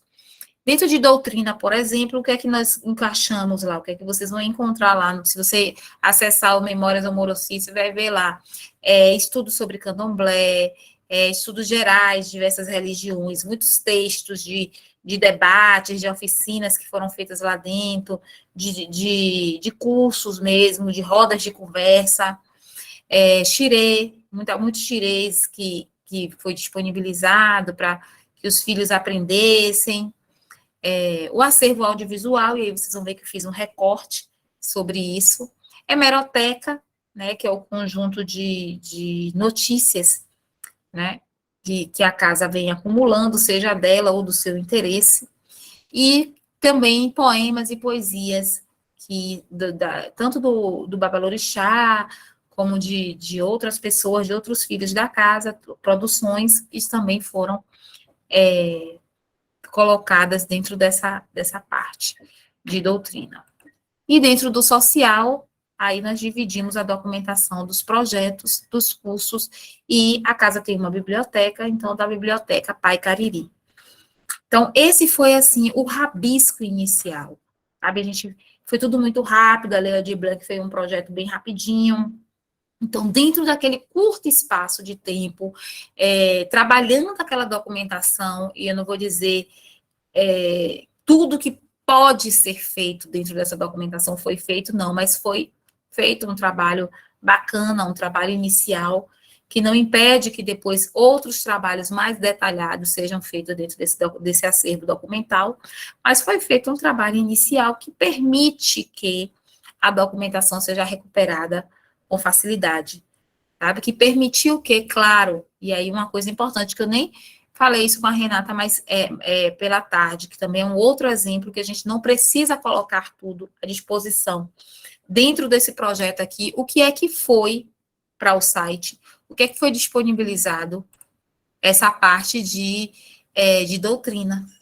A documentação do Conselho Religioso poderia ir para o site para ser disponibilizada para pesquisadores? Não. A documentação, alguns documentos relacionados ao babalorixá foram? Não. Então, vocês vão ver lá que vocês vão encontrar no site textos sobre orixás, vocês vão encontrar no site músicas, os xirês, vocês vão encontrar esse tipo de documento. Mas a documentação administrativa da associação a gente disponibilizou no site? Não, porque, inclusive, é um documento de interesse público? Não, qual é o interesse na documentação administrativa financeira de uma associação? Não é uma documentação de interesse para o pesquisador, não é uma documentação de interesse público. Então, você estrutura e organiza tudo, mas na hora de disponibilizar, você vai escolher o que é, inclusive, de interesse para o pesquisador. Então, não é tudo que a gente vai colocar lá, também no caso do acervo de Macota Valdina, também não vai ser tudo que vocês vão colocar lá. Deixa eu compartilhar aqui com vocês esse outro.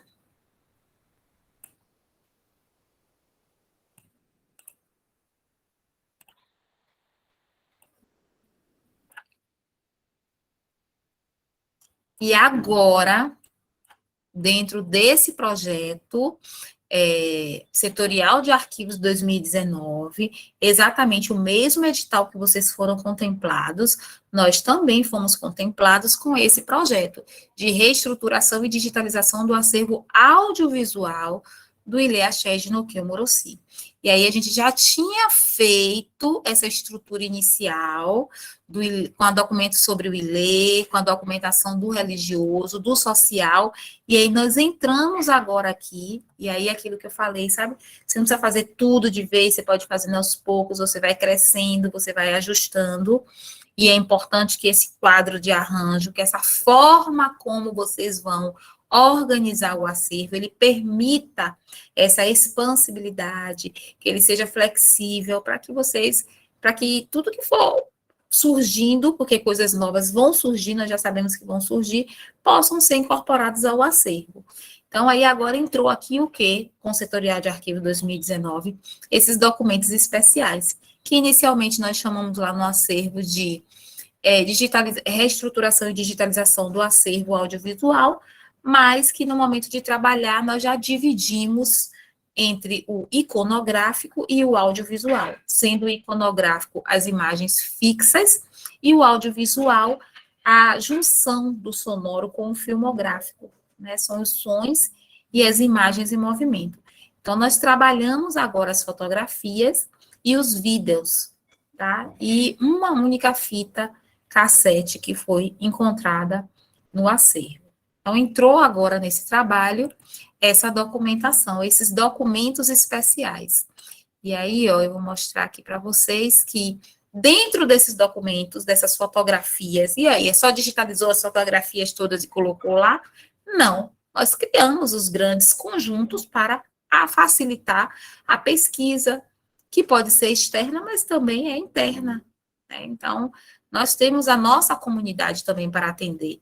Então, pode ser feito um trabalho na casa, ou um filho pode chegar e querer ver, eu quero neste momento aqui, ver o álbum, as fotografias do dia em que o Babalorixá recebeu o seu DK. Então, ele vai entrar lá, na pasta de documentos especiais, acervo iconográfico, rituais religiosos, iniciação e renovação, e ele vai encontrar lá o álbum do DK do pai do Babalorixá, do Pai de Santo. Então, a gente também trabalha para atender a nossa pesquisa, a nossa comunidade, não só o público externo. Então, a partir do momento que eu organizo, que eu vou criando essas pastas e subpastas, esses conjuntos e subconjuntos, eu permito que qualquer pessoa que tenha autorização para pesquisar dentro do acervo, localize facilmente. Então, você vai ter lá a iniciação, você vai ter lá o álbum da iniciação de Guereji. Lá em renovação, vocês vão ver lá o álbum da renovação de Guereji de 3 anos, o álbum da renovação de Guereji de 5 anos, o álbum do dia que Guereji recebeu o cargo. Então, tudo que você quiser, da forma como você quiser pesquisar, você vai conseguir localizar essas fotografias, essa documentação. Então, a gente trabalha também para atender, para dar o acesso à informação de maneira rápida. Então, dentro do acervo iconográfico, as fotografias, nós separamos fotos relacionadas ao Ilê, aos rituais religiosos e ao social. E dentro do acervo audiovisual, de acordo com o que nós encontramos, nós dividimos em rituais religiosos e o social. Dentro do Ilê, nós temos álbuns de fotografias somente referentes ao Babalorixá, nós temos relacionados à associação, nós temos relacionados aos espaços, né, fotografias somente dos espaços, do cotidiano, aquelas fotos aleatórias das atividades no cotidiano da casa.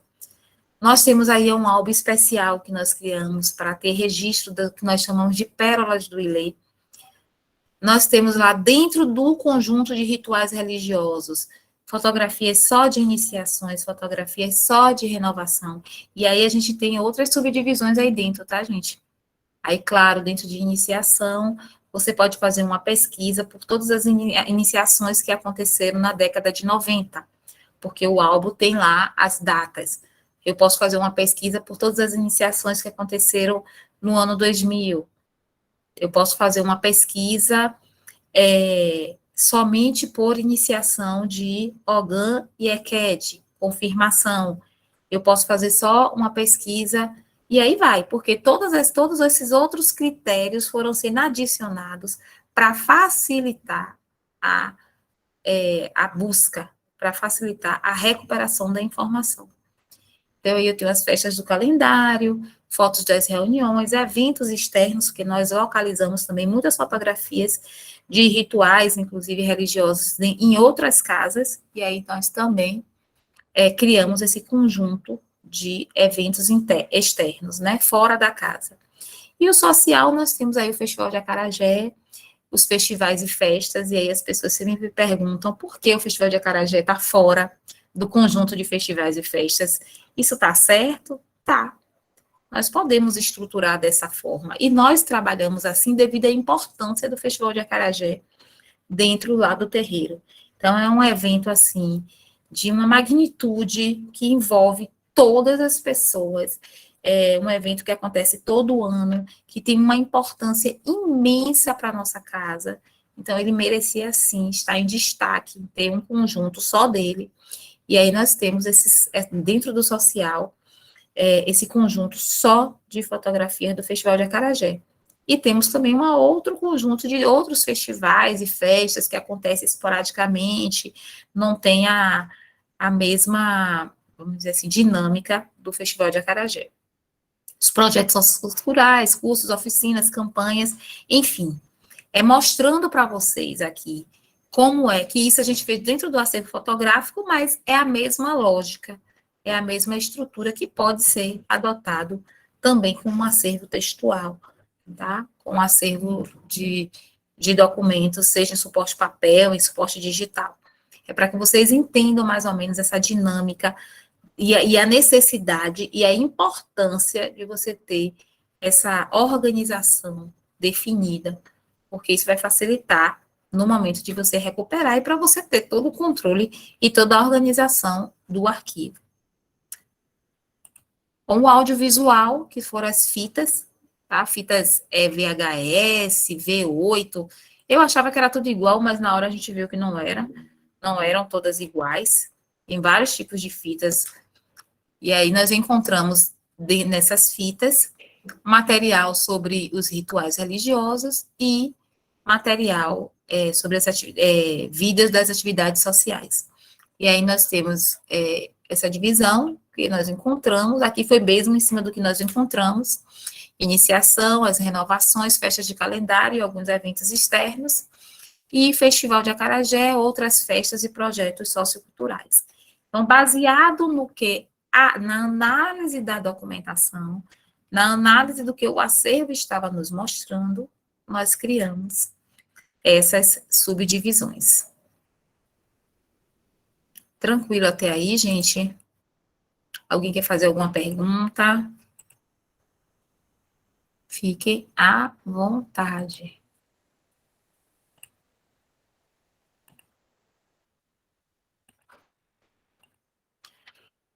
Bom, eu já conheço a teoria, eu mostrei um pouco para vocês da teoria, que a gente, lembrando que a gente está no antes do projeto começar, tá? Antes de colocar a mão na massa. Então, eu já mostrei para vocês um pouco da teoria. Tá. Eu mostrei para vocês que é importante conhecer a fonte produtora da documentação, eu preciso pesquisar, eu preciso entender, ter mais ou menos uma noção, e aí, quanto mais aprofundada eu tiver nessa noção, melhor eu vou conseguir conduzir esse arquivo, essa organização. Então, mas eu preciso conhecer a fonte produtora, eu preciso estruturar isso, tá? Dizer assim, essa pessoa, ela foi isso, isso e isso. Então, eu vou organizar esse arquivo, eu vou criar esses métodos aqui de organização, eu vou separar a documentação dessa forma, e aí, ao longo disso, as coisas podem ir crescendo ou diminuindo, mas eu preciso ter uma estrutura básica, que a gente não pode chegar lá, vai iniciar o trabalho e não sabe para onde vai. Aí eu preciso ter essa estrutura, ter rabiscado esse meu quadro de arranjo, e, além disso, eu preciso também cuidar, para o meu projeto começar, eu preciso da estrutura física. Então, foi uma coisa que nós conversamos hoje à tarde. Eu tenho quantas pessoas vão trabalhar nesse arquivo? Eu tenho espaço para acomodar todas essas pessoas? O que é que essas pessoas vão precisar para desenvolver essas atividades dentro desse acervo? Então, vai trabalhar com suporte papel, então eu preciso de mesa. Eu vou trabalhar 8 horas por dia em pé? Não, eu preciso de cadeira. Então, são coisas que parecem ser bobas e mínimas, mas que são extremamente necessárias para o desenvolvimento das atividades. E quanto mais eu programo e planejo isso com antecedência, se eu providencio tudo isso com antecedência, evita que eu chegue lá e perca 1, 2, 3 dias de trabalho, porque a gente ainda está cuidando da estrutura física. Então, o antes me permite que eu já, no dia que eu agendar para começar, eu realmente vou começar, porque eu já providenciei tudo que foi possível e necessário com antecedência. Então, eu tenho que pensar, assim, na estrutura física, onde as pessoas vão trabalhar, como elas vão trabalhar, se faz calor, eu não posso colocar ventilador, eu não posso direcionar o ventilador para o documento. Quando eu começar as atividades de higienização, eu não posso ter ventilador, porque vai soprar poeira no rosto das pessoas. Então, tudo isso eu preciso pensar, tá? Então, é algo que vocês também precisam estruturar antes do dia 1º, antes das atividades iniciarem. Então, vai colocar, cabe quantas pessoas, vai fazer um rodízio, vai fazer uma escala, como é que isso vai acontecer? Então, é pensar mesmo nessa questão da estrutura física para iniciar as atividades, tá? Os equipamentos, o que é que eu vou precisar? Eu vou começar com uma triagem, e aí a gente vai ver, claro, e inclusive eu não desdobrei mais isso aqui, porque vocês vão ver ao longo do curso, quando a gente mostrar o que é preciso para triar, o que é preciso para higienizar um documento, quais são os equipamentos que vocês vão precisar providenciar. Então, eu vou detalhar mais para frente para vocês, mas de antemão, eu já sei que eu vou precisar fazer higienização, eu vou precisar de tirar os grampos do documento, né? Eu estou tratando de um acervo histórico de valor permanente, então metal nenhum no papel, porque o metal corrói o papel. Eu vou precisar de espaço para fazer essa higienização. Então, começar a pensar também nessa questão dos equipamentos e, ao longo do nosso curso, já ir providenciando esse material necessário. Eu vou precisar de EPI, né, gente? A gente sabe que o arquivo, ao longo dos anos, ele acumula o quê? Poeira, sujidades. Então, a máscara hoje já faz parte da nossa vestimenta. Nesse momento de trabalhar no arquivo, é um momento que, em hipótese nenhuma, eu vou estar sem máscara. Porque eu não vou querer ficar gripado, eu não vou querer pegar uma outra doença, e acontece muito das pessoas começam a trabalhar em arquivo, e por conta do pó que está ali acumulado, pega conjuntivite, pega gripe alérgica, espirra muito, ataca a rinite, ataca a sinusite. Então, para evitar essas coisas, eu vou usar os equipamentos de proteção individual, que cuidam da pessoa e cuidam também do documento. E aí eu dei um exemplo da minha mão, que nesse momento, quando eu coloco ela no rosto, se eu tocar em qualquer papel aqui agora, eu vou manchar o papel de amarelo. Por quê? Porque eu estou usando uma base no meu rosto. Então, tudo isso a gente precisa pensar. Então, eu vou usar o EPI e eu também vou ter cuidado para trabalhar nesse arquivo. Porque o documento do arquivo, ele é um documento que único, ele é um documento que histórico, ele é um documento que não deve estar manchado pela minha base. Né? Como é que eu vou mexer no documento agora com essa mão e vou levar a sujidade, a gordura do meu rosto até o documento? Então, o EPI também vai evitar que eu leve essa sujidade, essa gordura que está acumulada na minha mão para o documento. Então, é uma série de atividades, uma série de ações, uma série de atitudes que nós vamos tomar ao trabalhar em arquivo, de regrinhas que vão ser colocadas, né? Não venham usando base, não venham com sapato aberto, não pode entrar no acervo para trabalhar sem máscara, não pode manusear o documento em hipótese nenhuma sem as luvas. Então, é uma série de regras que são colocadas antes do trabalho iniciar, que vão proteger a pessoa e vão proteger também o documento. Então, os EPIs, eles entram aí, e aí também na próxima aula eu vou mostrar para vocês mais detalhadamente sobre esses EPIs, mas eles entram aí com uma função importantíssima na conservação e na preservação desse acervo. E o material administrativo, eu vou precisar de folha de papel ofício, vou precisar de caixa arquivo, de pasta, de envelope, eu vou precisar de extrator de grampo, de tesoura, de cola. Para quê? Para que eu possa tratar o documento, higienizar o documento, identificar o documento, acondicionar ele, armazenar de maneira correta e preservar esse arquivo. Então, também vocês vão, ao longo do curso, ter essa listinha aí de material que vocês vão precisar fazer a aquisição para trabalhar com a documentação do arquivo. Dúvidas até aí, gente? E esse silêncio? Ninguém quer perguntar nada? Inquietos? Vocês estão dormindo? E acho que todo mundo dormindo. Eu estou aqui. É a segunda-feira ali. Eu tô brincando, mas é que a aula online, ela dá essa sensação, né, de que, será que as pessoas estão dormindo? Mas eu sei que tá todo mundo aí. Gente, ó, esse momento agora é de vocês.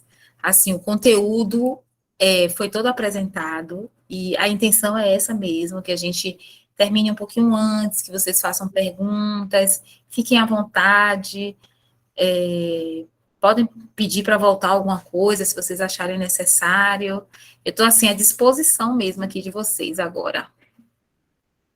Perguntem alguma coisa, por favor.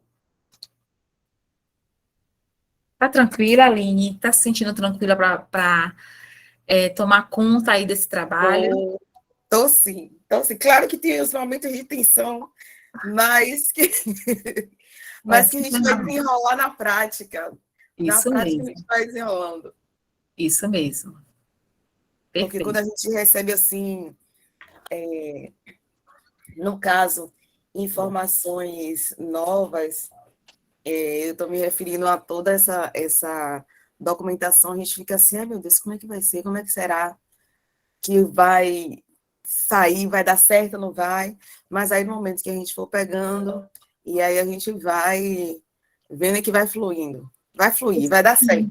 Vai, com certeza, vai sim. É assim, uma coisa que eu falei com a Renata e com a equipe do Turno Vespertino é que a gente estabelece mesmo e cria uma parceria, sabe? Então, fiquem à vontade para quando vocês começarem a mexer, vocês passarem mensagens, vocês perguntarem.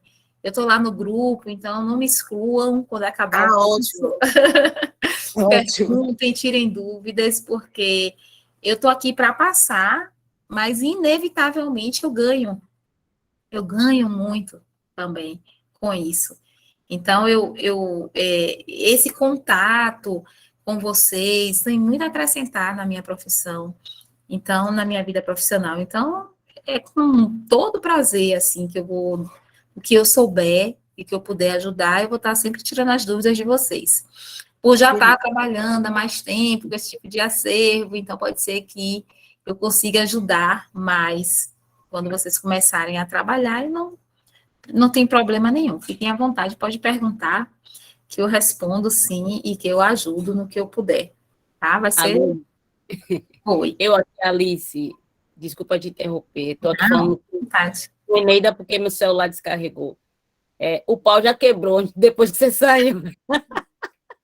Como assim? Eu falo de maneira construtiva mesmo, de trazer ideias, trazer formas, porque a gente agora tem duas coisas para se resolver, né? Que é o espaço físico mesmo, Sim. Casa, e o espaço físico, como você retrata aí, né? Que é as coisas que vai precisar para o arquivo, né? O material necessário. Então, a gente estava, eu, Renatinha, Aline, Andréa, Adriano. Quando você saiu, a gente continuou com a resenha. E quando eu subi, eu fui lá na casa da consulta, que a gente chama Casa da Consulta porque era onde ela consultava os buses, né? Mas está vazia, né? Mas tem 3 arquivos lá eu mostrei a Aline. Três estantes, sim. Três estantes. Três arquivos não, 3 estantes. 3 estantes de ferro tem lá. A gente precisa ver se como tem é que algum elas tipo de estão, ferrugem, alguma coisa para tem higienizar. vagas. E aí, essa semana aí vai ser para essa parte da estrutura, como você falou, né? O que será necessário para arquivar tudo dela, né? Todo o acervo. Condicionar os documentos. Isso. Então, o pó já está quebrando nessa parte aí. Ah, que bom, que E ótimo. amanhã vai quebrar ainda mais. Pronto. Você Aí, fazer Alice, a minha sugestão é que amanhã, antes da gente iniciar a aula, vocês me mostrem já esse espaço. A gente já pode dar uma olhadinha. Porque aí Isso. na aula a gente já acrescenta alguma coisa que for necessária. É a ideia que eu tive, mas eu ainda vou conversar com o Paulo, porque a gente o espaço, Paulo vai organizar para passar um tempo lá e tal na casa, mas ele também já deixou disponível, se for o caso, a gente arrumar lá a casa da consulta e deixar a casa dela para, no caso, a gente pegar os produtos, organizar e já estocar nessa casa da consulta, entendeu? Entendi. Até a organização física. Mas Sim. aí a gente vai fluir nessa semana aí até achar, com fé em Deus, e ela mesma vai conduzir da melhor forma. Que é a Isso, vai Verviva. dar super certo.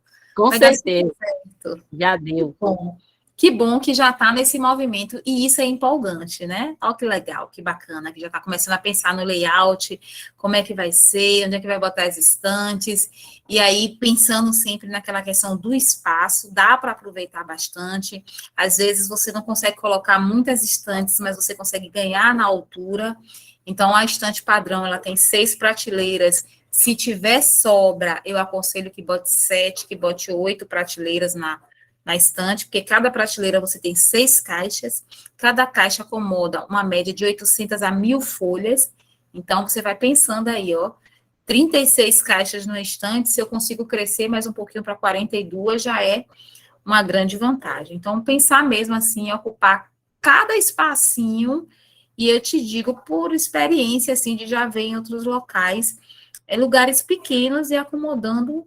um volume grande de documentos. Até porque, como a gente estava conversando, quando começa a organizar, colocar tudo na caixa, vocês vão ver que a impressão é que reduziu, mas não é, porque está tudo organizado, tudo envelopado, tudo na caixa. Então, fica mais fácil de armazenar essa documentação. Mas que bom que vocês já estão nesse movimento. Isso é muito bacana. Fico muito feliz. E aí, gente, tudo tranquilo então por hoje? A gente retoma amanhã. Peço desculpas, tá? Eu acabei saindo, choveu muito na saída lá do terreiro, e aí a gente pegou um engarrafamento imenso, eu saindo lá do Engenho Velho, vindo para cá, para Lauro de Freitas, e aí acabou que eu me atrasei um pouquinho, mas amanhã a gente, com certeza, vai conseguir estar aqui às 7. Tá bom? Tranquilo? Então, tá. Boa noite para todos, até amanhã. E qualquer dúvida, qualquer coisa, pode colocar lá no grupo. Tá bem, Aline, obrigada. Nada. Tchau, pessoal. Tchau, gente.